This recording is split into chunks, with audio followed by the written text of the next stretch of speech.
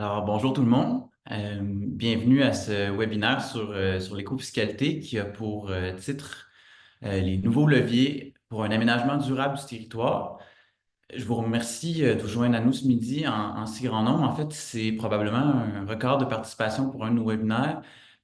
On est actuellement, là, on approche les 300 personnes connectées. On est vraiment très enthousiaste de tenir ce webinaire avec vous aujourd'hui. Je m'appelle Samuel Pagé-Plouffe, je suis directeur des affaires publiques chez Vivre en Ville et c'est moi qui sera votre animateur aujourd'hui. Je commence avec quelques petites instructions là, sur le fonctionnement de Zoom. Donc, vos caméras et vos micros resteront fermés tout au long du panel.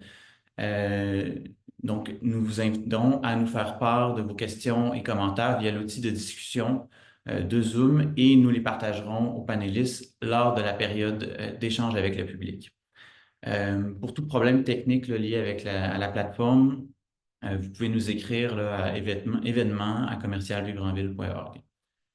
Une petite mise en contexte. Il y a une dizaine de jours, il y avait un article dans Le Devoir qui revenait sur un récent avis du comité consultatif sur les changements climatiques qui disait essentiellement que l'éco-fiscalité demeure peu utilisée au Québec. Et la conséquence de ça, c'est d'une part qu'on n'arrive pas à atteindre plusieurs de nos engagements en matière de protection de l'environnement, mais aussi qu'on dépend beaucoup de subventions qui sont parfois loin d'être efficaces. Le comité scientifique là, sur le changement climatique recommandait d'ailleurs l'instauration de mesures au niveau municipal et régional. Il y a certainement plein de choses à dire en matière d'éco-fiscalité, puis on ne pourra pas toutes les dire aujourd'hui, c'est assumé. En fait, aujourd'hui, on se concentre vraiment sur toutes les questions de éco-fiscalité qui peuvent avoir un impact sur l'aménagement du territoire, l'aménagement durable du territoire. Donc, tout ce qui est, par exemple, tarification des déchets, tarification de l'eau, sont des mesures importantes, ne sont pas abordées aujourd'hui. Au Québec, on commence à observer des mesures innovantes en matière d'éco-fiscalité à différentes échelles, notamment à l'échelle municipale. Mais il y a aussi certaines critiques qui sont faites à l'égard de l'utilisation de nouveaux pouvoirs.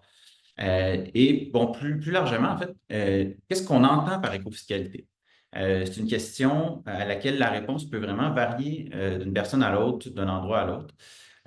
Donc, aujourd'hui, ce qu'on fait, c'est on aura trois présentations.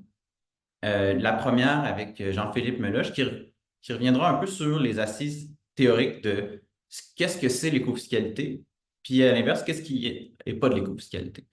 On a aussi Jean-Philippe Lemay de SNAP Québec qui va nous présenter un peu le cadre légal et quelques exemples d'innovation en matière d'éco-fiscalité qui sont particulièrement inspirantes. Et enfin, on aura Jeanne Robin, qui est directrice principale à Vivre en Ville, qui fera une présentation sur l'utilisation de nouveaux pouvoirs qui ont été octroyés au milieu municipal à l'automne dernier, là, notamment avec le projet de loi 39. Euh, je prends un moment aussi pour vous dire que Vivre en Ville est sur le point de publier une fiche d'information sur ces nouveaux pouvoirs en matière de fiscalité qui ont été octroyés aux municipalités et qui permettent en fait de déployer les principes d'éco-fiscalité. Cette fiche-là, elle sera rendue publique sous peu. Donc, restez à l'affût et soyez certains que nous en ferons une diffusion très large, donc à travers notre infolette et nos différents moyens de communication. Mais dans tous les cas, la meilleure manière de vous informer des activités qu'on a à Vivre en Ville, c'est de vous abonner à notre infolette. Donc, c'est maintenant le temps de se tourner vers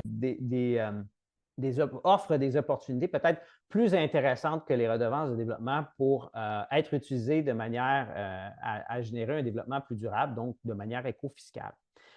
C'est sûr que dans les dernières années, j'ai travaillé sur des mécanismes d'éco-fiscalité sur l'occupation du sol. On a publié en 2003, j'ai publié avec un ensemble de collaborateurs une étude où on met en place une sorte de projet pilote. Donc, ça n'existe pas. C'est un peu un prototype de fiscalité, je dirais. Ça reste de la fiction. Mais on est parti des cartographies d'indices de canopée où on identifie les territoires qui sont minéralisés, ceux qui sont végétalisés, mais avec une végétation faible, là, donc du gazon, de l'herbe, des choses comme ça, et ceux qui sont couverts d'une bonne canopée, donc la végétation haute. Et on a, comme vous voyez à droite, imaginé un ensemble de taux de taxation qu'on peut appliquer sur différents types d'occupation de sol, de manière à ce que quand on laisse la nature intacte, on ne paie pas d'impôts. Et du moment où on fait des altérations à cette nature-là, il y a une gradation de taux. Donc, on part avec les arbres là, qui sont à 33 sous, puis on monte à 1,38 $ pour ce qui serait minéralisé, imperméable, là, donc les sols qui sont asphaltés ou les bâtiments là, qui sont tous bitumés d'une certaine façon. Là. Donc, un taux qui serait de plus en plus important, de manière à ce que les gens prennent conscience quand ils occupent le territoire que de l'occuper en détruisant le moins de nature possible pourrait baisser la charge fiscale. C'est un prototype qu'on a fait. On a analysé plein de ses conséquences sur les ménages à faible revenu, plus haut revenu, sur l'activité économique, sur différentes typologies d'usage du sol.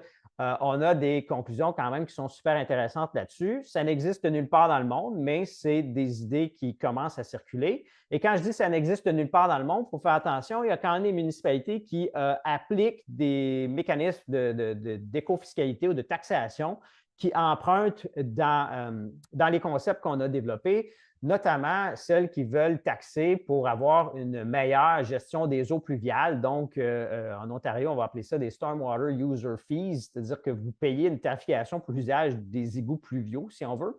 Et comment est-ce que vous payez votre contribution? Bien, on regarde le terrain que vous possédez, on regarde les surfaces imperméables, on dit bien, votre terrain, sur 30 de sa superficie, absorbe l'eau, puis sur 60 il la renvoie dans les égouts pluviaux.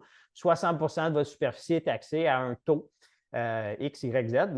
Ce qui fait en sorte que taxer l'occupation du sol ou du moins la destruction d'espaces naturels sur le sol, ça se fait par le biais de taxes, notamment associées aux surfaces imperméables. Je crois que la ville de Laval est en train d'étudier une manière d'implanter ça aussi sur son territoire. À ma connaissance, on ne le fait pas encore pour l'instant au Québec. Je m'arrête ici parce que j'ai occupé tout mon temps. Ça me fera plaisir de répondre à vos questions plus tard si vous en avez. Et de toute façon, vous allez avoir d'autres exemples dans les prochaines minutes sur d'autres mesures d'éco-fiscalité. Alors, merci Jean-Philippe. Effectivement, très discipliné, tu as respecté exactement le temps qui t'était alloué. C'est parfait. Donc, on va pouvoir passer maintenant à Jean-Philippe Lemay. Peut-être juste vous dire, n'hésitez pas, là, comme je vous l'évoquais au départ, si vous avez des questions, utilisez l'outil de clavardage. Alors, bonjour Jean-Philippe. Euh, je lis rapidement ta bio. Jean-Philippe Lemay est avocat à la Société pour la nature et les parcs SNAP Québec. Il est titulaire d'un baccalauréat en relations internationales et droit international à l'Université du Québec à Montréal et diplômé du programme de baccalauréat en droit civil de l'Université McGill. Durant ses études, il s'est spécialisé notamment sur les questions de droit de l'environnement et de développement durable. Après avoir complété son stage du barreau du Québec, et là, je vois une mesure qui n'est pas liée à l'éco-fiscalité, mais peut-être à l'efficacité énergétique. La lumière ferme dans mon bureau. Voilà. Après avoir donc complété son stage du barreau du Québec au Centre québécois du droit de l'environnement, il s'est joint à l'équipe de SNAP Québec en janvier 2023. Alors, Jean-Philippe, la parole est à toi. Super. Donc, je vais aussi partager mon écran.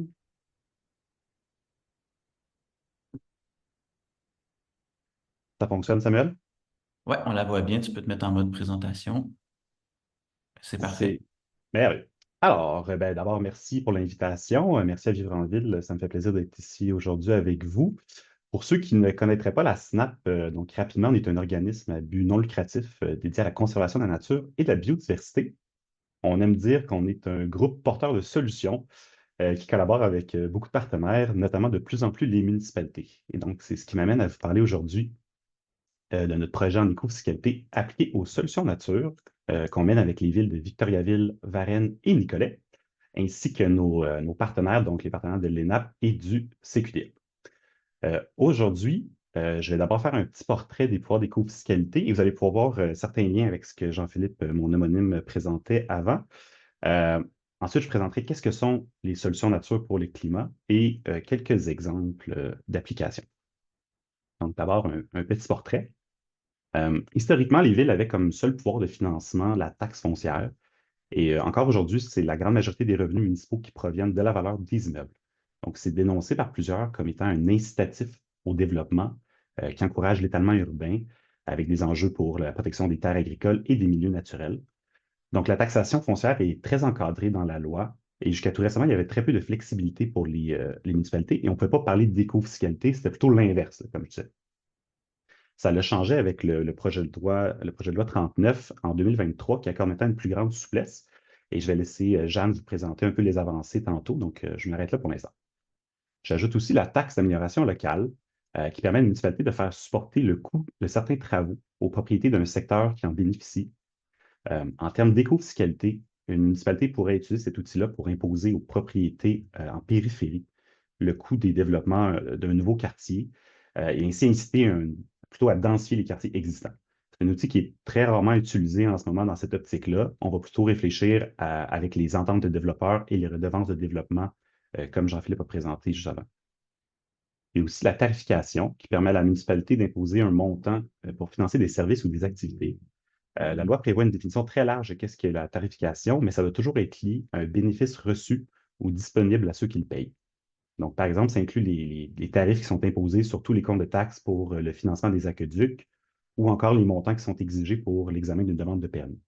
En termes d'éco-fiscalité, on peut donner l'exemple d'une ville qui, par exemple, augmenterait ses tarifs de stationnement pour inciter le transport en commun. Donc, c'est intéressant de noter que la tarification est beaucoup plus utilisée dans les autres provinces canadiennes comme une source de revenus pour les municipalités. On continue. Ici, on a des pouvoirs, certains que vous allez reconnaître, notamment la redevance de développement, que ce n'est pas nécessairement des pouvoirs qui sont appliqués en termes d'éco-fiscalité, mais qui, pour moi, ont quand même un certain potentiel. Puis je vais expliquer pourquoi. Donc, d'abord, il y a l'entente avec les promoteurs qui permet de rendre l'obtention d'un permis conditionnel à ce qu'un entrepreneur effectue des travaux d'infrastructure publique. Donc, par exemple, une entente peut prévoir qu'un promoteur qui planifie un nouveau quartier doit construire les trottoirs ayant cédé la propriété à la ville après les travaux.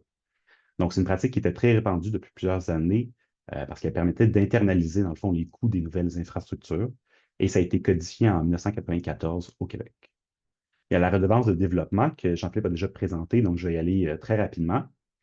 Mais similairement à l'entente avec les développeurs, elle permet de rendre l'obtention d'un permis conditionnel au paiement d'une somme pour financer les infrastructures ou les équipements, mais qui sont liés à la croissance de la demande de services municipaux.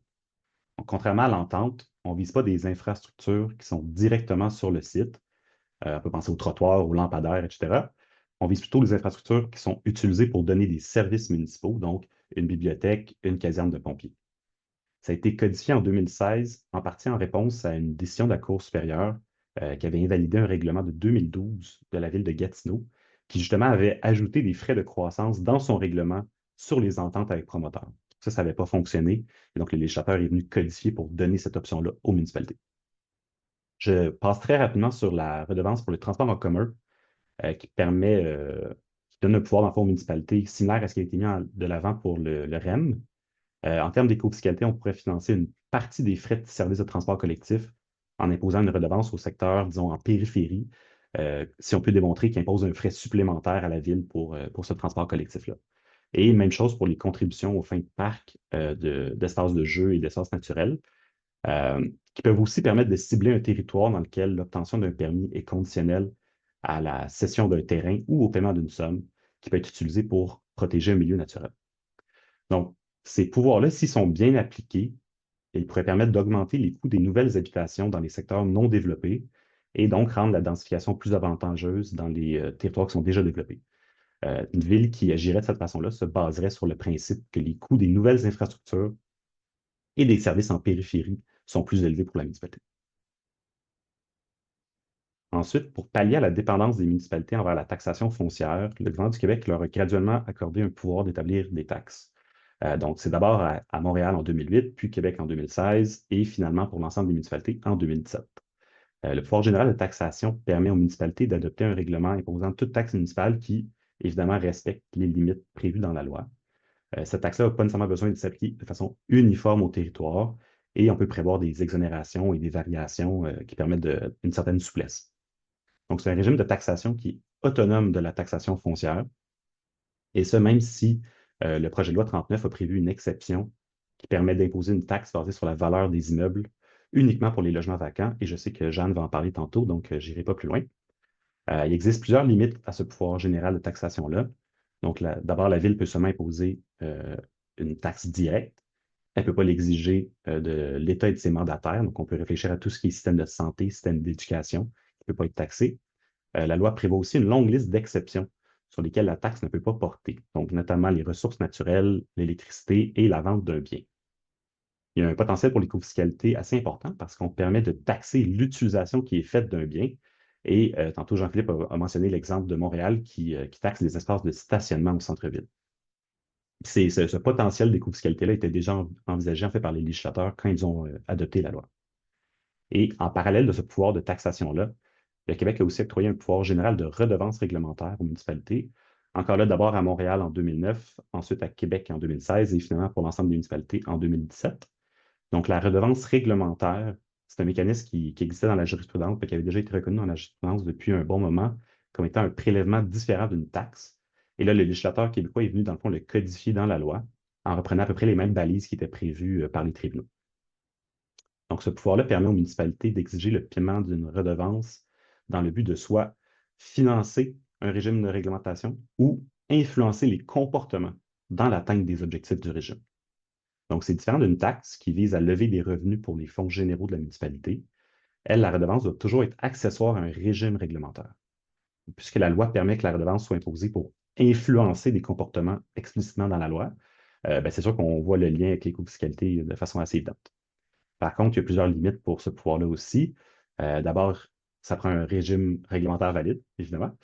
Il faut aussi que la redevance soit imposée à une personne qui bénéficie du régime ou dont les activités créent le besoin de ce régime-là. Il faut que les revenus aillent dans un fonds exclusif au régime. La redevance, tout comme la taxe, ne s'applique pas à l'État et à ses mandataires. Et la loi prévoit aussi plusieurs objets sur lesquels il est impossible d'imposer une redevance. Donc, ce n'est pas exactement les mêmes objets que pour la taxe, ce qui permet, par exemple, à la municipalité de Prévost d'avoir une redevance sur la vente d'objets à usage unique, alors qu'elle pourrait pas avoir une taxe sur la même chose. Alors, on a survécu à ce tour d'horizon. Donc, comme vous pouvez le constater, l'écofiscalité c'est assez large en milieu municipal. Dans le cas du projet de la SNAP Québec, on applique l'écofiscalité à la mise en œuvre des solutions climatiques fondées sur la nature. Alors, on peut se demander qu'est-ce que c'est ce qu'on appelle les solutions nature? Ce sont les solutions qui mettent de l'avant le potentiel des écosystèmes dans la réduction des émissions de GS et l'adaptation au changement climatique.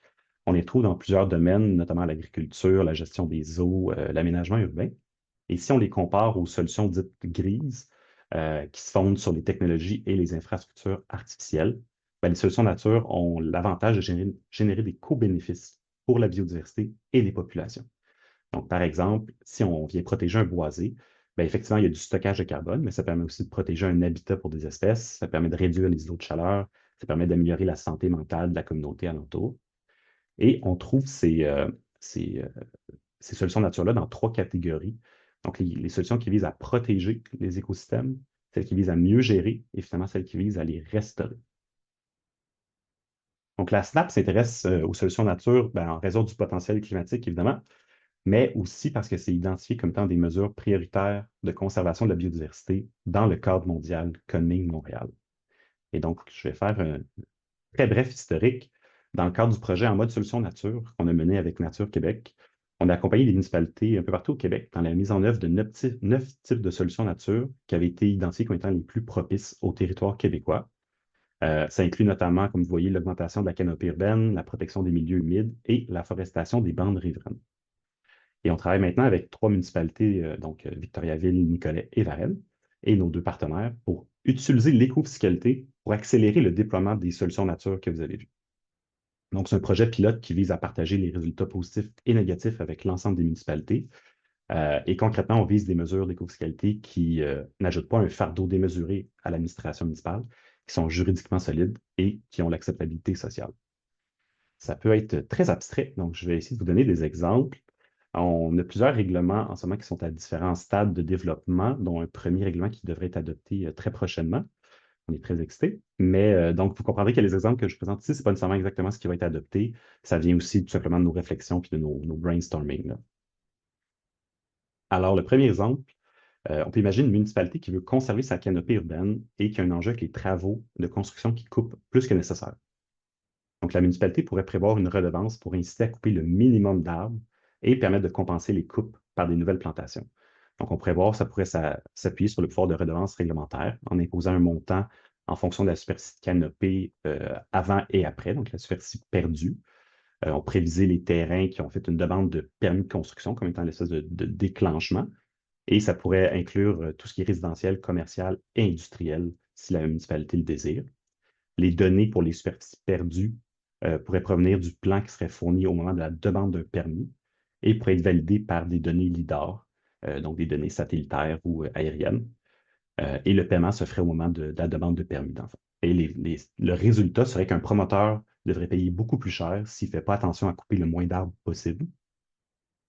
Et si un promoteur coupe plus, ben, la ville peut à tout moins financer des plantations. Donc, dans cet exemple-là, la municipalité pourrait décider de réduire de la superficie de canopée perdue, la superficie des bâtiments qui sont construits. Dans ce cas-là, elle ne pénalise pas la construction, mais vraiment juste la coupe d'arbres qui ne sont pas nécessaires. Et elle peut être même encore plus précise en excluant, par exemple, seulement que les bâtiments de logement pour ne pas encourager les garages, les piscines, etc. Dans le deuxième exemple, on peut imaginer que la municipalité veut plus seulement maintenir la canopée durant les travaux, mais veut l'augmenter à la grandeur de la ville. Donc, on pourrait imaginer, à partir du pouvoir de taxation, l'imposition d'un montant en fonction de la superficie de canopée versus la superficie disponible pour la canopée. Donc, on pourrait imaginer un montant au mètre carré pour cette superficie, disons, sous-utilisée, là, selon les termes, ou ça pourrait tout simplement être un montant fixe pour toutes les propriétés qui sont en bas d'un certain seuil de canopée. On pourrait encore là viser les terrains résidentiels, commerciaux et industriels. Et ce qui est intéressant, on pourrait prévoir un taux différent pour ces différentes catégories-là. On pourrait prévoir un seuil différent de canopée pour ces différentes catégories-là. Et ces données-là pourraient être recueillies avec des données LIDAR annuelles qui sont mises à jour. Et on pourrait tout simplement mettre le montant au compte de taxes et utiliser le montant pour faire de la plantation d'arbres. Donc, le résultat serait que les propriétaires qui ont de l'espace disponible, mais qui ne plantent pas, doivent payer. Et les sommes permettraient de financer la plantation. Donc, par exemple, si quelqu'un veut éviter la taxe, ça fait 2 ans qu'il paye la taxe, ben, il y a déjà un fonds qui est disponible à la municipalité pour aller gratuitement planter des arbres chez lui et lui permettre d'éviter de la taxe dans les années futures. Donc, dans cet exemple-là, le fait de calculer seulement la superficie disponible de canopée évite de pénaliser les quartiers qui sont densifiés. Maintenant, on change de solution nature et on vise l'afforestation des bandes riveraines. Donc, on peut reprendre à peu près le même mécanisme que pour la canopée en général, mais l'appliquer à un territoire spécifique. Donc, on reprend le pouvoir de taxation, on reprend le calcul d'une superficie de canopée disponible. Par contre, dans ce cas-ci, la superficie disponible va être basée sur, par exemple, les bandes réglementaires qui sont prévues dans la loi ou dans les règlements municipaux pour les bandes riveraines. Donc, évidemment, on viserait seulement les terrains riverains et on peut utiliser les mêmes données LIDAR annuelles, l'ajouter au compte de taxe. Donc, c'est une application différente un peu du même mécanisme. Et finalement, le dernier pouvoir que je voulais vous présenter, ce serait un exemple d'une municipalité qui veut mettre en œuvre des solutions nature, disons, plus ambitieuses, mais qui n'a pas nécessairement les fonds disponibles. Donc, par exemple, elle veut acquérir et restaurer un milieu humide pour capter du carbone, mais aussi pour améliorer sa capacité de rétention d'eau et réduire les risques d'inondation. Bon, on peut imaginer un régime réglementaire qui vise la gestion des eaux pluviales de façon plus générale. Et ce régime pourrait comprendre une redevance sur les surfaces non végétalisées qui contribue au ruissellement d'eau dans l'aqueduc et utiliser les fonds pour acheter et restaurer un milieu humide. Donc, on pourrait se baser sur le pouvoir de redevance. Dans ce cas-ci, j'ai mis par exemple qu'on pourrait viser seulement les terrains commerciaux et industriels qui, avec leurs grands stationnements, leurs grands aires de dépôt, d'entreposage, contribuent beaucoup au ruissellement dans l'aqueduc. Mais ça pourrait inclure aussi tout ce qui est résidentiel. Et on pourrait encore là utiliser les données LIDAR et la ville pourrait faire une facturation annuelle qui va dans un fonds dédié pour l'achat et la restauration de milieux humides. Donc voilà les 4 exemples que je vais vous présenter, puis ça va me faire plaisir de répondre à des questions. Merci beaucoup, Jean-Philippe. Euh, donc là, jusqu'à présent, on a eu la présentation de Jean-Philippe Meloche qui nous a expliqué ce qui est puis ce qui n'est pas vraiment de l'écofiscalité. Jean-Philippe Lemay vient de nous faire une présentation du cadre légal, disons, historique en matière de fiscalité municipale et quelques innovations qui vont dans le sens de l'écofiscalité. Maintenant, on va passer à la présentation de Jeanne Robin qui porte sur les nouveaux pouvoirs qui ont été octroyés récemment aux municipalités en matière de fiscalité. Bonjour Jeanne, je vais te présenter. Donc, Jeanne Robin est directrice principale chez Vivre en Ville. Elle est spécialiste en développement urbain durable et se passionne notamment pour l'action climatique ainsi que pour les environnements favorables à la santé et à l'équité. Conférencière et formatrice, elle a mené plusieurs projets de sensibilisation et coordonné la rédaction de nombreux guides et de bonnes pratiques. Elle possède plus de 20 ans d'expérience en recherche, rédaction, communication et sensibilisation. Alors voilà, Jeanne, la parole est à toi. Merci Samuel. Je trouve ça absolument passionnant. Je vais partager mon écran. Ça fonctionne bien. Voici, ok, merci beaucoup. C'est absolument passionnant ce qu'on a eu comme présentation jusqu'ici, mais je vais essayer de me concentrer quand même sur ce dont j'avais prévu de vous parler.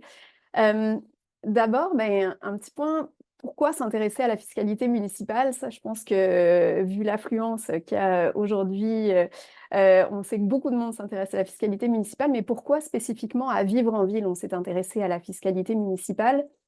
La première raison, c'est que les besoins de financement des municipalités ont souvent été présentés comme une raison de l'étalement urbain. On l'a fréquemment lu dans les journaux, c'était souvent une revendication de c'est parce qu'on a besoin d'équilibrer le budget municipal qu'on ouvre sans cesse de nouveaux terrains à l'urbanisation pour aller élargir notre assiette fiscale et équilibrer le budget.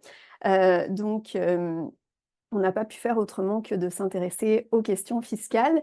La deuxième raison, c'est que ça a été quand même largement mentionné par Jean-Philippe Meloche et Jean-Philippe Lemay. Avec la fiscalité, on peut faire en sorte de favoriser ou de défavoriser certains comportements. Ça constitue un incitatif. Et donc, on soupçonnait qu'il y avait dans toutes les mesures fiscales du potentiel pour orienter le développement urbain vers des modes de développement plus favorables à la santé, plus favorables à la protection de l'environnement, plus favorables à l'équilibre des finances publiques. Donc, toutes ces réflexions-là ont mené Vivre en Ville à travailler à promouvoir une réforme du cadre et des pratiques fiscales qui soient favorables à la fois à la santé financière des municipalités et aussi à l'aménagement durable des villes et des villages.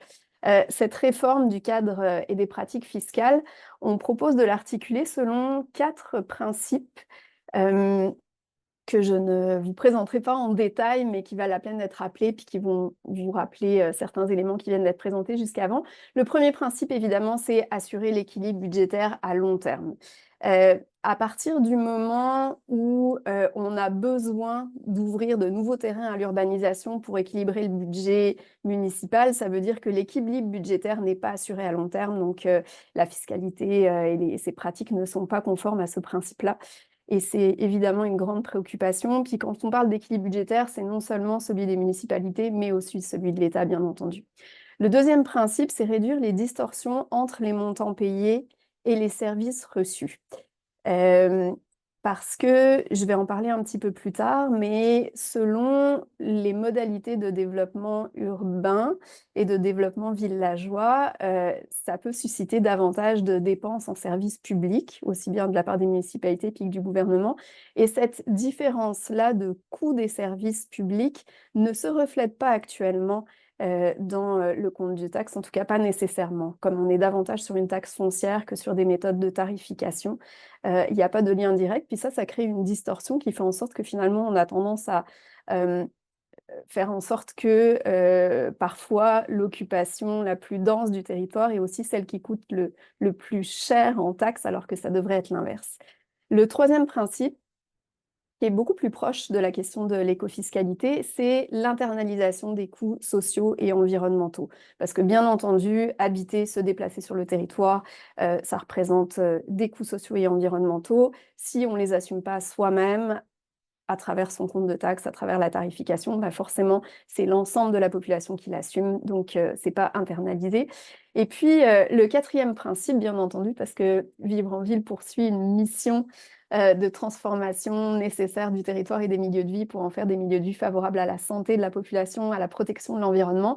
Donc, on considère que le cadre et les pratiques fiscales devraient favoriser le développement de collectivités viables, donc récompenser les comportements qui ont des retombées positives et qui constituent des formes qu'on souhaite valoriser.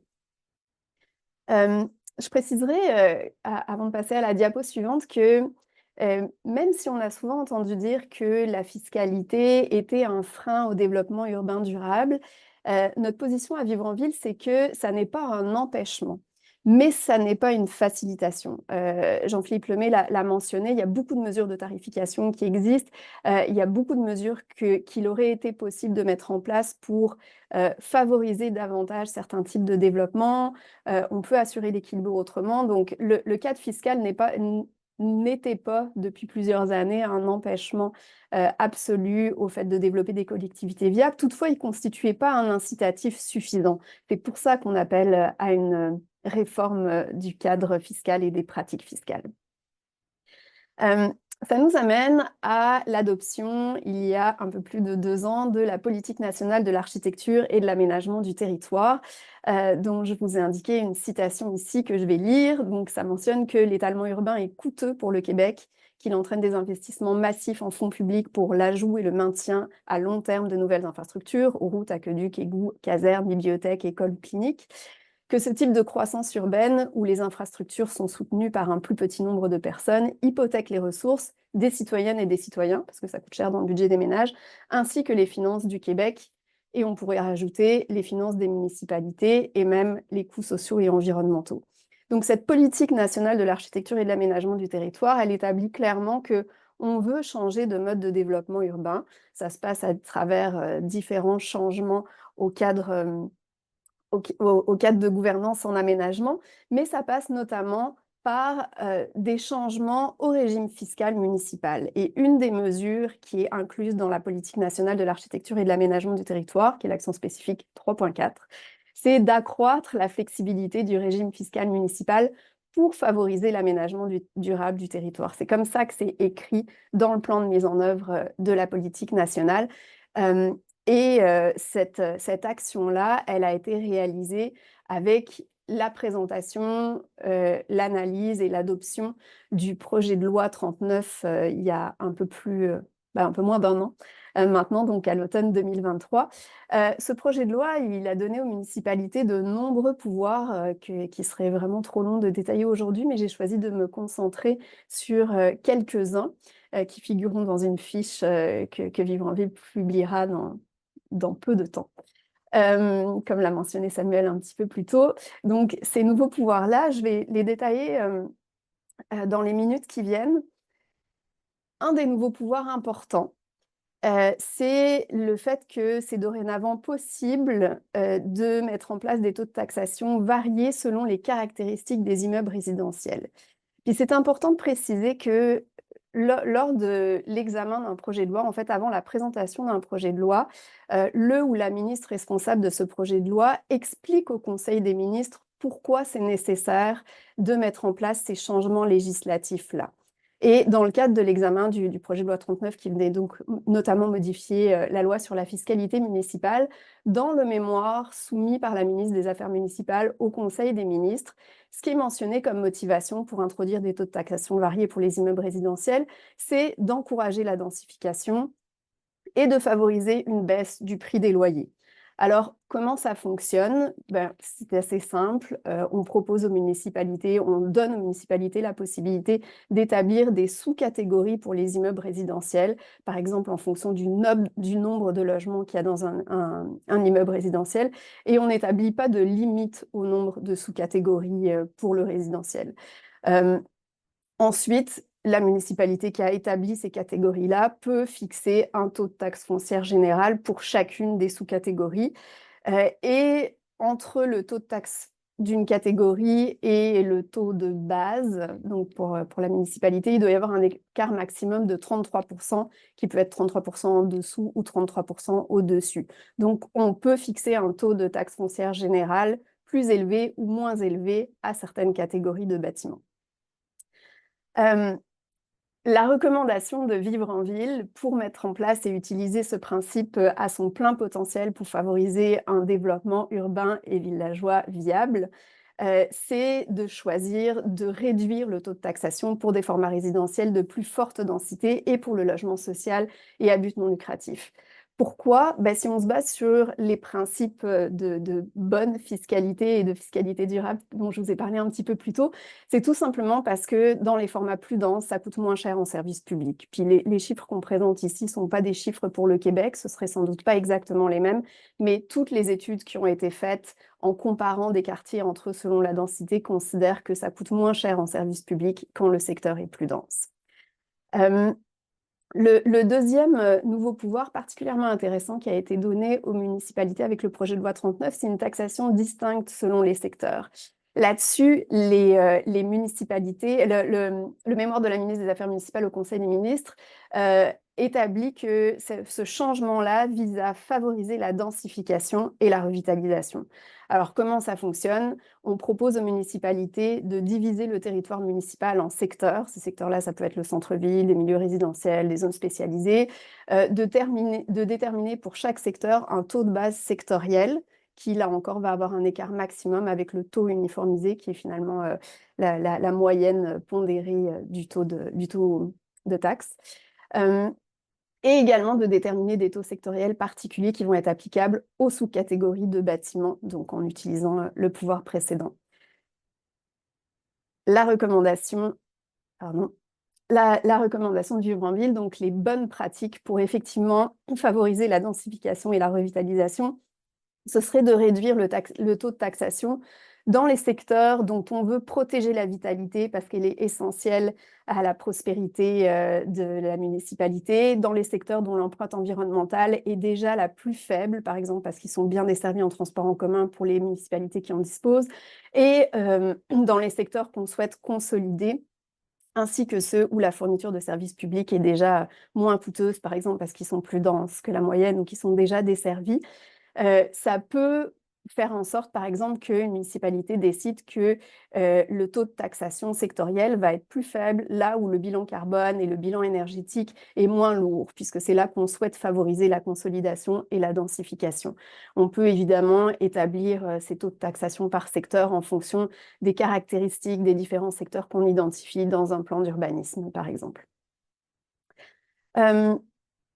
Un troisième pouvoir qui est donné aux municipalités, c'est les redevances de développement. Ça existait déjà, mais le projet de loi 39 vient un peu clarifier, préciser et moduler l'implantation des redevances de développement. Comment ça fonctionne? Bon, il va y avoir il y a un pouvoir d'encadrement ministériel qui la ministre pourrait décider de réserver les redevances de développement à certains types d'infrastructures ou de mettre en place des exemptions, par exemple.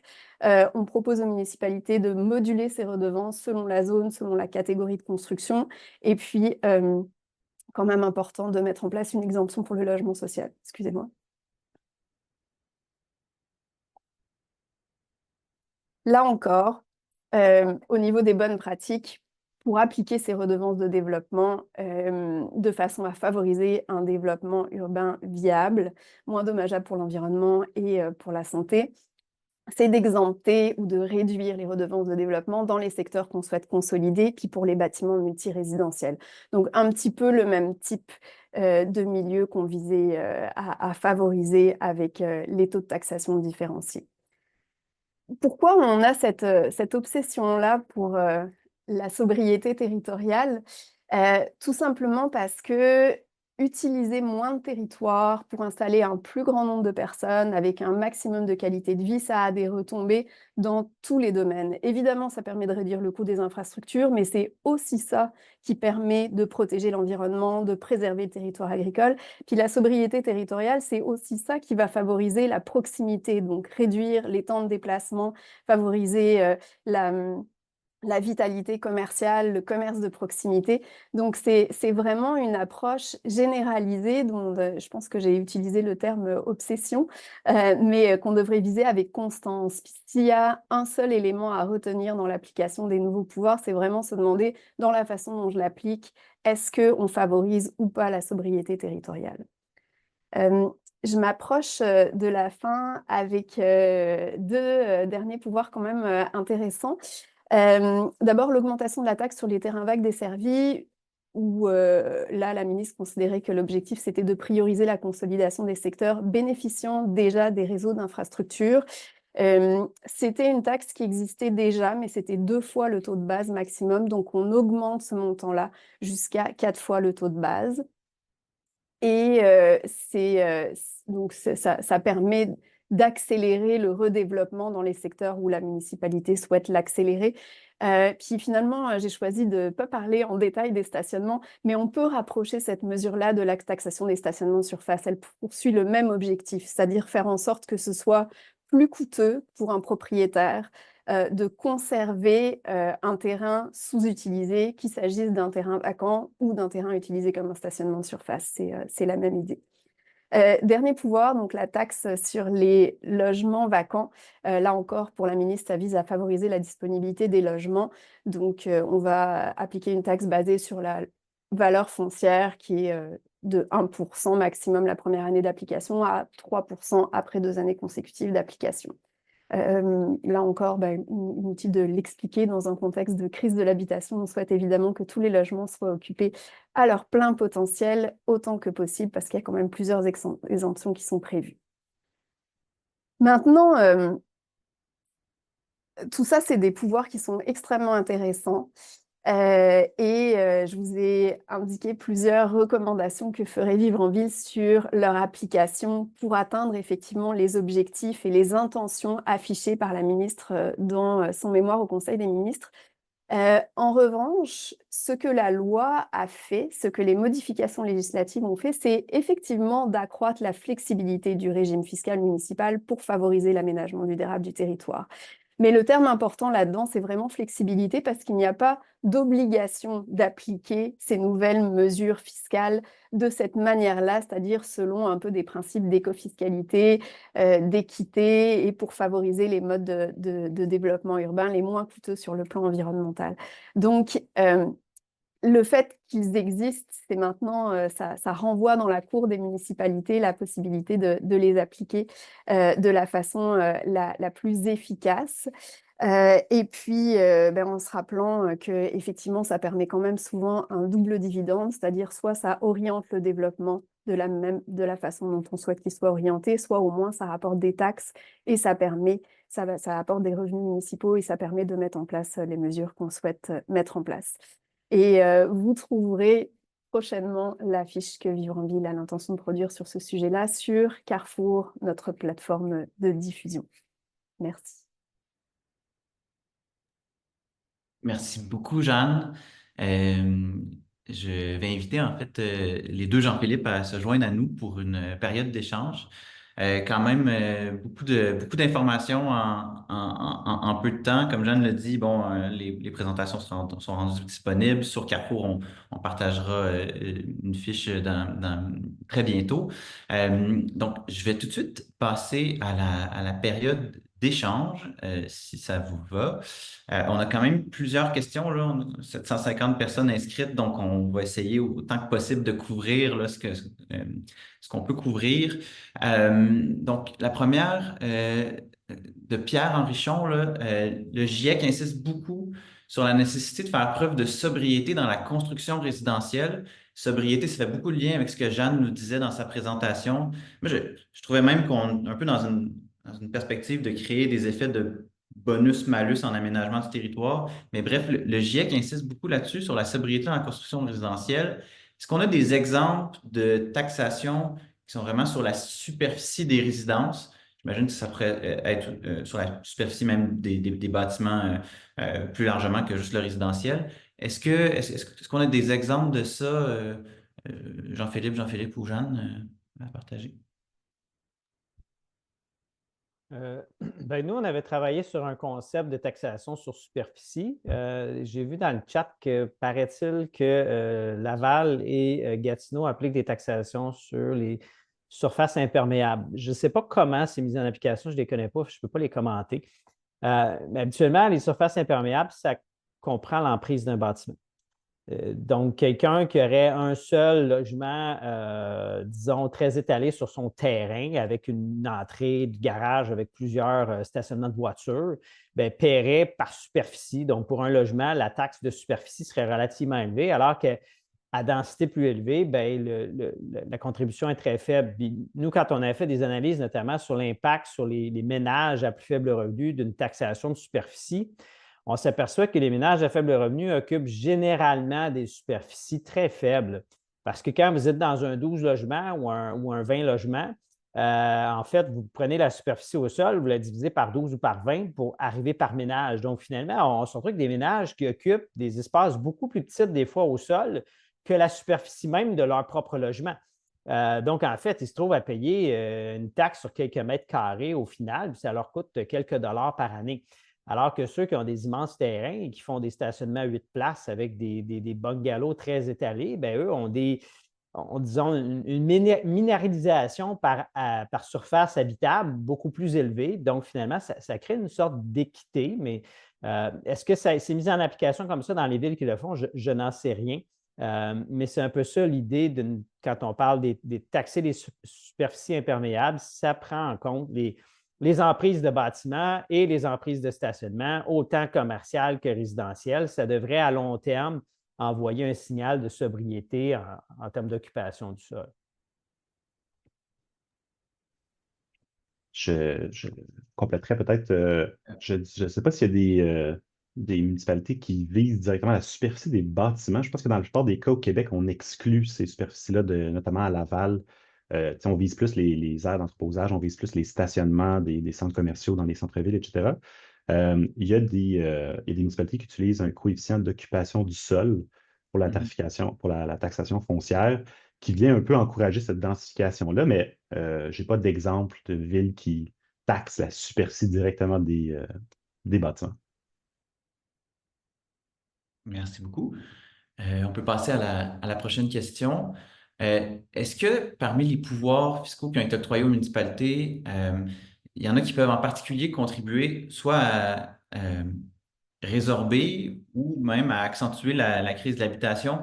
Il y avait notamment quelqu'un qui posait la question, qui donnait un exemple, je crois que c'était là, à Mont-Tremblant, où on avait des taxes qui finalement qui semblaient s'assimiler, des écotaxes là, qui semblaient s'assimiler davantage à des taxes déguisées, puis qui allaient augmenter les coûts de construction. Euh, ça a déjà été abordé un peu dans la discussion, là, mais là-dessus, sur l'effet en matière de développement immobilier, est-ce que vous avez des commentaires à faire? Ben, un des pouvoirs que je mentionnais là sur le fait d'avoir une taxation, une taxe sur les terrains vagues desservis, d'augmenter la taxe sur les terrains vagues desservis, c'est clairement une mesure de favoriser le développement immobilier en se disant on ne veut pas que des terrains restent vacants trop longtemps parce que l'espace constructible sur le territoire d'une municipalité, c'est celui sur lequel on peut construire des habitations. Donc pour augmenter le nombre d'habitations et réduire le décalage entre l'offre et la demande qui fait tellement monter les prix actuellement, il faut absolument construire davantage, donc faire en sorte de rendre les terrains disponibles plus rapidement en faisant en sorte que ça coûte trop cher de les maintenir sans les utiliser. C'est vraiment une mesure qui vise ça. Puis je préciserai que cette mesure-là, sur donc, la taxe sur les terrains vagues desservis, ce qui était prévu dans le projet de loi au moment où il a été étudié, c'était une exemption de 5 ans pour les successions renouvelables.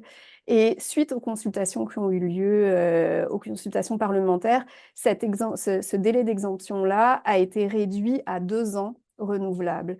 Donc, on sent ici un petit peu le fait que la société civile et le milieu municipal ont insisté sur l'urgence de développer et que donc, oui, on comprend qu'après une succession, il peut y avoir des éléments complexes à gérer avant de redévelopper sur un terrain, mais que ça ne peut pas faire en sorte de geler un terrain pour 5 ans parce que c'est trop long.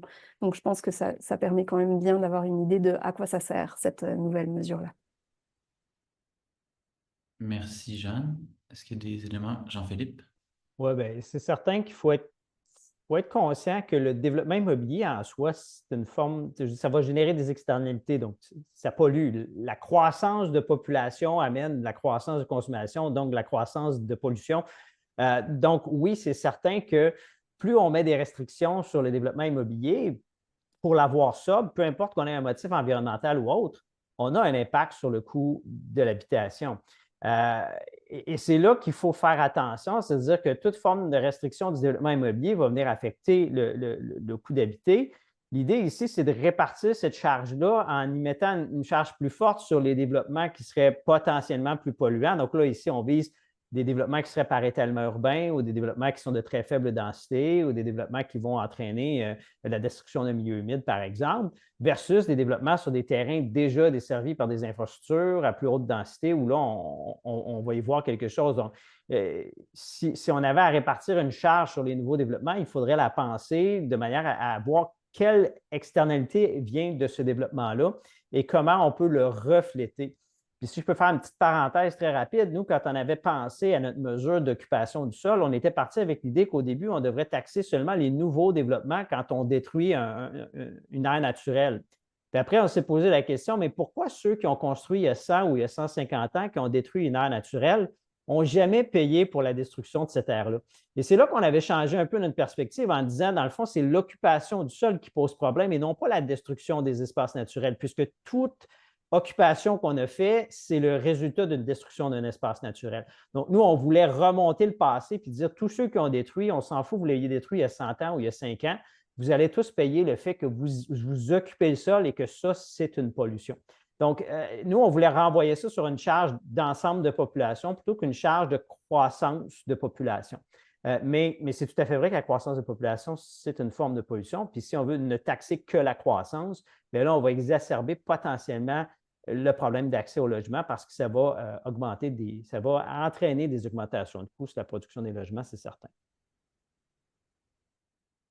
Merci Jean-Philippe. Parlant justement des conséquences, on peut dire, sociales de l'utilisation des instruments d'écofiscalité, une question générale dans une perspective d'équité sociale, est-ce possible de moduler les taxes, redevances écofiscales selon les revenus du ménage? Est-ce qu'il y a des commentaires là-dessus? Il y a des variables qu'on peut faire, notamment les pouvoirs de taxation, les pouvoirs de redevance. On ne peut pas vraiment s'approcher du revenu ni de la valeur des immeubles, ce qui est une limite en soi. C'est là que les pouvoirs potentiellement qui ont été mis pour la taxation foncière avec le PL 39 peuvent devenir intéressants parce que là, on est vraiment basé sur la valeur des immeubles. Mais par contre, c'est possible de moduler, dans le cas des pouvoirs de taxation générale ou de redevances réglementaires, par secteur, par exemple. Donc, quand on parle de canopée en termes d'iniquité sociale, on réalise que les endroits où il n'y a pas de canopée, c'est souvent les endroits où il y a le plus de pauvreté, il y a le plus de difficultés sociales. Donc, c'est possible d'agir de façon plus ciblée et d'aller travailler de façon prioritaire dans ces territoires-là.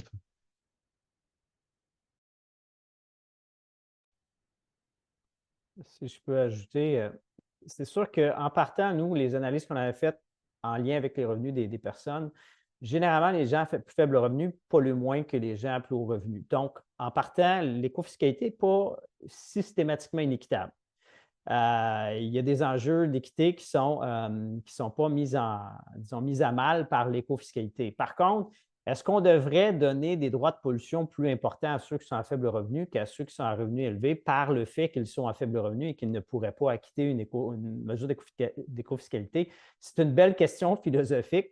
Je vous dirais qu'en principe, on devrait appliquer la même règle à tout le monde. Après, si on vit mal avec le fait qu'il y a des gens à plus faible revenu dans notre société, il y a des mécanismes de redistribution qui existent. Puis pour moi, c'est une autre boîte de politique publique. C'est-à-dire qu'on peut être une société très redistributive est très strict sur l'environnement, ou l'un ou l'autre, ou ni un ni l'autre. En fait, il n'y a pas de lien intrinsèquement là, absolu entre les deux. Si on n'aime pas le fait qu'il y ait des personnes à plus faible revenu dans notre société, on peut mettre en place des politiques sociales pour adoucir ces inégalités-là et aussi mettre en place des politiques environnementales. Mais le fait d'édulcorer ou d'adoucir les politiques environnementales par l'argument qu'il y a des inégalités, parce que c'est souvent l'argument qu'on va utiliser, ça rend les politiques environnementales inefficaces et la redistribution de la richesse mauvaise. Donc, c'est deux types de mauvaises politiques qu'on essaie de mettre ensemble. Donc, moi, je dis souvent, faites des bonnes politiques environnementales, faites des bonnes politiques de redistribution. Essayez pas de mêler les deux ensemble parce que vous risquez de faire mauvais dans les deux. Tu as le sens de la formule, Jean-Philippe. Euh, alors, on peut passer à une prochaine question qui est quand même assez technique pour Jean-Philippe Lemay. Avez-vous évalué le rendement possible des exemples de solutions nature présentés, par exemple les redevances perçues par les taxes versus l'acquisition annuelle de données? Est-ce que c'est financièrement rentable si on ne regarde que les taxes perçues et les dépenses nécessaires associées à la solution? Jean-Philippe. Oui, c'est une très bonne question, puis ça touche un des enjeux vraiment centraux de ce qu'on fait avec les municipalités, c'est-à-dire l'acquisition des données, qui est probablement un des freins majeurs. Donc, il y a plusieurs municipalités, je présume, qui sont dans le webinaire ce midi, puis qui doivent se dire, mon Dieu, mais je ne peux pas appliquer ça chez moi parce que je n'ai pas ces données LIDAR-là, notamment. Il y a certaines choses qu'on peut faire sans les données LIDAR, donc c'est possible avec juste des photos aériennes qui coûtent vraiment moins cher de faire certaines choses. Il y a des municipalités qui sont habituées d'envoyer des étudiants l'été, calculer le nombre d'arbres sur les terrains. Ça aussi, ça peut être utilisé pour une mesure d'écofiscalité. Mais c'est sûr que quand on réfléchit à une mesure, disons, annuelle, comme pour le calcul de la canopée, euh, ça se fait beaucoup mieux avec des données LIDAR qui coûtent quand même des dizaines de milliers de dollars. Donc ça, il faut en prendre compte. Nous, on a fait ces estimations-là avec les municipalités avec qui on travaille et il y a moyen que ce soit tout à fait rentable. Donc, évidemment, ça prend une assiette fiscale suffisante, ça prend une ambition des élus qui sont prêts à charger un montant conséquent qui non seulement permet de rentrer dans ces sous, mais aussi de changer le comportement. Donc, c'est ça l'objectif. Donc, ça se fait, mais c'est un des freins pour les plus petites municipalités, assurément. Merci. Euh, une autre question. On peut supposer que tous les outils qui ont été présentés là, lors du webinaire posent un problème, ou en tout cas, il y a une certaine réticence pour plusieurs municipalités parce qu'elles ne l'utilisent pas systématiquement. Donc, qu'est-ce qui pourrait être fait pour que les municipalités utilisent davantage les outils à leur disposition pour que les municipalités fassent davantage d'éco-fiscalité finalement?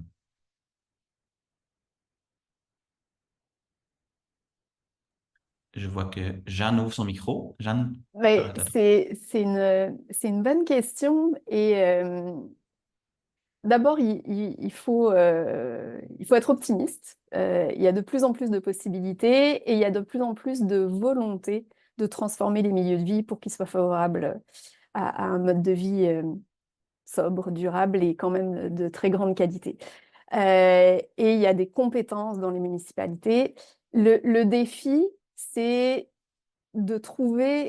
c'est de mettre en place des outils qu'on n'a jamais utilisés dans un contexte où le milieu municipal a quand même beaucoup de responsabilités, beaucoup de choses à faire. Donc, on se fait donner de nouveaux outils avant de les mettre en place, ça peut être un peu long. Mais donc, je miserai quand même sur l'optimisme parce que, notamment, il y a le pouvoir général de taxation qui a été donné donc aux alentours de 2017.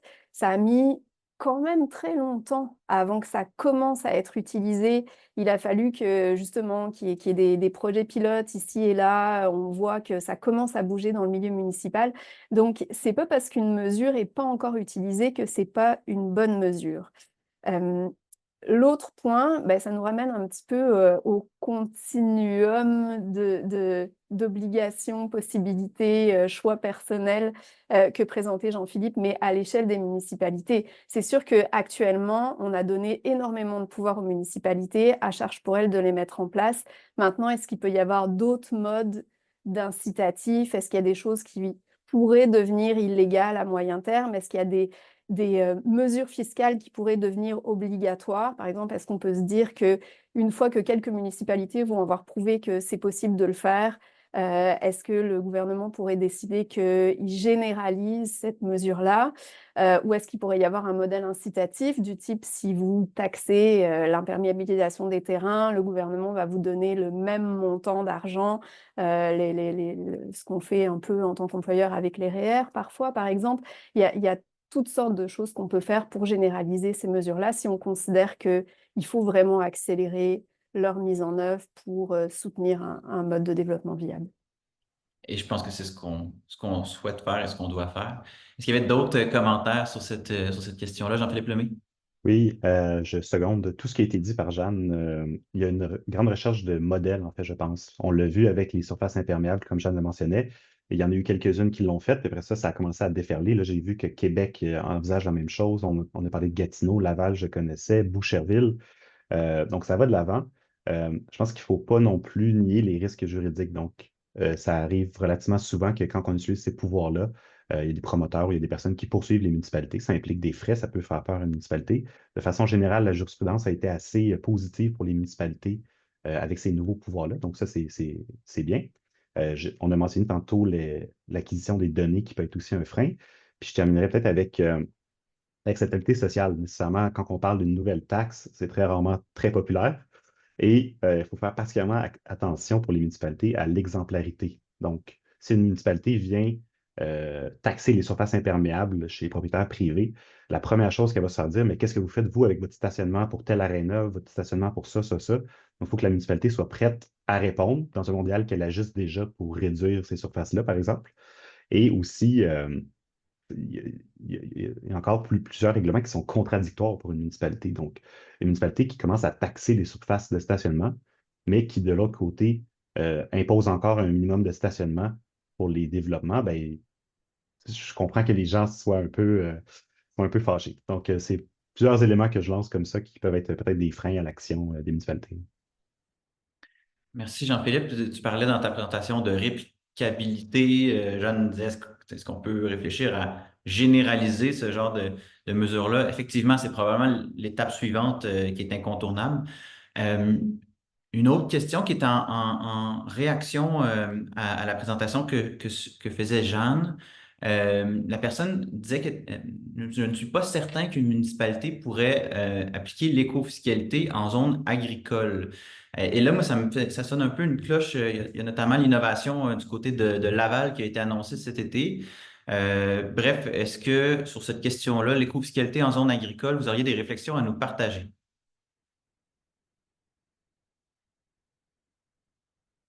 Je peux peut-être me lancer, puis mes collègues pourront poursuivre. Euh, Évidemment, qu'en milieu agricole, il y a des enjeux politiques et il y a des enjeux juridiques, puis des fois, on mélange un peu les deux. Les- les- En termes de taxation, je pense qu'il y a beaucoup de choses que les municipalités peuvent faire en territoire agricole. La municipalité ne peut évidemment pas empêcher l'activité agricole, mais comme je donnais tantôt l'exemple des bandes riveraines, ben, ce n'est que de respecter la loi que les bandes riveraines qui sont prévues dans la loi, dans la réglementation. Donc ça, je ne pense qu'il n'y a pas d'enjeu là. Euh, mais évidemment, je pense que les municipalités sont toujours un peu plus prudentes quand il est question de territoire agricole, puis pour des très bonnes raisons. Mais c'est possible de le faire. Il faut juste le faire de façon intelligente et avec, disons, l'avis d'experts, si possible. Très bien. Est-ce qu'il y a d'autres commentaires là-dessus? Ça va? Parfait. Euh, Prochaine question. Est-ce qu'il y a des seuils de densité très élevés où la question de la rentabilité pourrait devenir moins intéressante en donnant des allègements fiscaux? Par exemple, une densité de 500 à 800 logements par hectare. Les références sont souvent de 80 logements par hectare et plus en fonction du PMAD. Donc, très technique, mais est-ce que donc la fiscalité, l'éco-fiscalité peut affecter la rentabilité? Puis en particulièrement, je comprends l'utilisation des allègements fiscaux, là, avec peut-être davantage des carottes, je présume.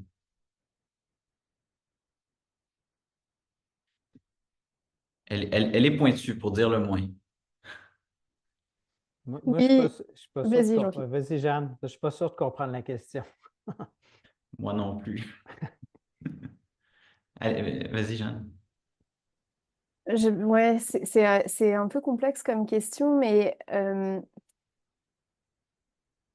je rappellerai peut-être que la densité, on devrait toujours la considérer pas seulement, c'est pas une question seulement de hauteur de bâtiment, mais d'utilisation du territoire, puis de quelles infrastructures publiques ça entraîne si on crée par exemple de la très forte densité, mais très éloignée, qui implique des infrastructures routières importantes pour s'y rendre. Effectivement, c'est pas nécessairement moins coûteux. C'est pour ça que la tarification la taxation différenciée par secteur et au moins aussi importante, voire même plus importante et plus intéressante à mettre en place pour une municipalité que la tarification simplement par densité puis par hauteur de bâtiment pour valoriser les formes urbaines. Après, effectivement, il faut toujours chercher à en savoir davantage sur qu'est-ce qui coûte le plus cher en services municipaux, qu'est-ce qui coûte le moins cher en services environnementaux, enfin, en dommages environnementaux, pour essayer d'ajuster les taxes tout en considérant que c'est quand même pas le système fiscal qui permet de répondre à tous ces enjeux-là, évidemment. Ouais, c'est ça, on ne peut pas faire répondre à tous les enjeux le système fiscal. Il y a justement une question dans ce sens-là qui dit, il me semble que la fiscalité joue plus un rôle de ralentissement que celui d'empêcher l'étalement urbain. Le zonage n'est-il pas l'outil de prédilection pour la conservation des milieux naturels? Oui. Oui, mais il faut faire attention. On ne peut pas ne pas s'étaler du tout. Tu sais, je veux dire, à moins qu'on cesse de croître. Je veux dire, on a une population, si je prends la région métropolitaine de Montréal en exemple, on peut prendre celle de Québec aussi, là. Mais Montréal, c'est 4,2 millions de population. Ben, on a des perspectives de croissance. Il va falloir ajouter 400, 500 000 personnes dans les prochaines années. Où est-ce qu'on les met? Idéalement, on ne les met pas en périphérie, on les met tout au milieu. Mais inévitablement, il va y avoir des morceaux qui vont partir en périphérie. Là. Il risque de n'avoir. Donc, l'idée de l'empêcher complètement, est-ce qu'on pourrait? Si on peut, oui. Les milieux humides, c'est ce qu'on a fait au Québec. Puis là, je comprends qu'il y en a qui vont dire que ça ne marche pas.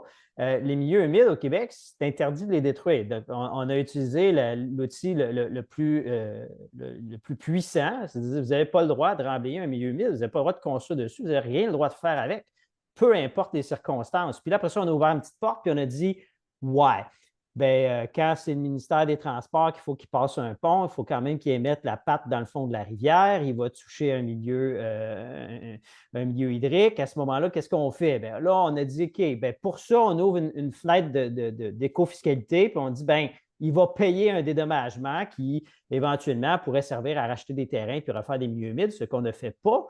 Mais au moins, on a dit, il y a deux choses. C'est-à-dire le régime réglementaire qui est le règlement qui est super puissant, qui dit vous touchez à rien, vous ne pouvez rien faire. Puis, dans les cas exceptionnels, là, on ouvre l'éco-fiscalité puis on dit ouais, on n'est pas capable même de jamais détruire tous les milieux humides. Donc, dans les circonstances qu'on encadre par la loi puis qu'on dit ben, dans ce cas-là, vous avez le droit, ben, ce n'est pas un droit absolu et gratuit si vous allez payer pour. Donc, ça montre un peu comment le règlement fonctionne bien quand il fonctionne. C'est-à-dire, si on peut vraiment s'en empêcher puis les réglementer, ça va toujours être plus puissant. Si on veut zéro étalement urbain demain matin, on gèle tout le développement sur des terrains verts. Je dis, on va réussir, c'est certain. Après, si on pense que c'est trop exagéré, c'est-à-dire le coût que ça va nous amener en tant que société à s'adapter à ce règlement-là, c'est trop, bien là, je dis, OK, bien, ouvrez la porte, mettez de l'éco-fiscalité. Le problème à l'heure actuelle, c'est qu'on fait ni l'un ni l'autre. Faire d'étalement urbain, aucune conséquence, aucun encadrement. En fait, même le mot étalement urbain est apparu dans la dernière politique nationale, là, mais avant ça, ça n'existait même pas, le mot étalement urbain dans les politiques publiques au Québec. On ne faisait rien, rien, rien. Donc, oui, la réglementation va être beaucoup plus puissante tout le temps. C'est juste que des fois, c'est tellement puissant que ça nous fait mal. Et c'est là que l'éco-fiscalité devient intéressante. Mais d'abord et avant tout, si on peut réglementer, moi, je pense que c'est ce qu'on fait. Je suis d'accord avec ce que vient d'expliquer très bien Jean-Philippe. J'ajouterais qu'il ne faut pas négliger l'aspect pédagogique et de sensibilisation d'une fiscalité qui justement donne à voir les coûts collectifs, les coûts en services publics, les coûts environnementaux, puis qui peut-être peut contribuer à transformer la norme sociale pour prendre conscience de la valeur de certains territoires qu'on veut protéger et ouvrir la voie à une mesure réglementaire plus exigeante, soit pour des milieux justement d'autant plus cruciaux à protéger, soit qu'on met en place plus tard dans le temps. Je pense que ça, on comprend, on dit souvent il faut aller piger dans les poches des gens pour qu'ils comprennent la réalité et que ça influence les comportements. Parfois, ça influence pas forcément les comportements, mais ça influence la compréhension qu'on a d'une situation. Donc, ça peut être intéressant. Merci, Jeanne. Euh, une question qui sera probablement la dernière, que je trouve intéressante. Est-ce que les mesures fiscales présentées aujourd'hui sont applicables seulement en milieu urbain, dans les grandes villes? On a nommé les exemples à Laval, Gatineau, Montréal. Ou est-ce que, finalement, ça peut être appliqué partout au Québec? Puis, c'est sûr, on a le défi, là, il y a 1100 municipalités au Québec. Donc, est-ce que c'est seulement des mesures de grandes villes ou c'est applicable un peu partout? C'est sûr qu'il doit y avoir des ajustements aux caractéristiques des milieux dans lesquels on implante des mesures, mais la consolidation d'un centre-ville, d'un noyau villageois, le fait d'avoir un territoire qui est bien conçu puis qui protège l'environnement autour, c'est valable dans toutes les municipalités. La pression à l'étalement urbain, elle existe dans les grands centres, mais elle existe aussi dans les petites municipalités. Donc, non, c'est des mesures tout à fait pertinentes et d'ailleurs peut-être plus faciles à tester dans certains milieux et à ajuster aux besoins. Donc, c'est tout à fait possible et pertinent. Merci, Jeanne. Ben, Philippe? non seulement ça peut s'appliquer partout, mais même moi, je vais souvent défendre l'idée que c'est le gouvernement du Québec qui devrait les mettre en place, les mesures, de manière, parce que même l'étalement urbain, j'en parlais, le problème de l'étalement urbain, c'est que toutes les municipalités ne sont pas égales devant la problématique. Certaines municipalités sont un peu dans le problème, c'est-à-dire causent le problème en se développant, alors que d'autres municipalités n'ont aucun pouvoir sur ce que la municipalité voisine peut faire. C'est un problème, l'étalement urbain, qui déborde les frontières d'une seule municipalité. Donc, souvent, l'application des mesures d'écofiscalité de manière beaucoup plus large va avoir un impact sur comment les villes vont se développer, le potentiel de développement de chacune des villes l'une par rapport à l'autre.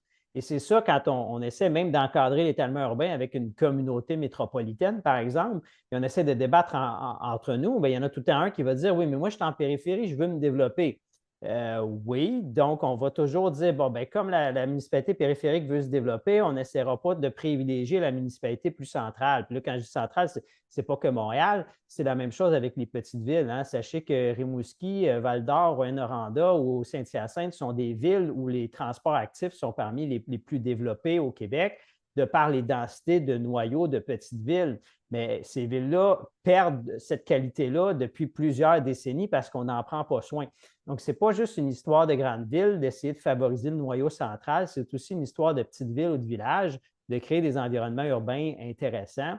Et si on l'appliquait à la grandeur du Québec, selon moi, on aurait un impact sur toutes les villes, qu'elles soient grandes ou petites. Là. Merci Jean-Philippe. Est-ce que du côté de Jean-Philippe Lemay, il y aurait un dernier commentaire, puis ça va probablement clore la période des questions. Oui, mon Dieu, beaucoup de pression.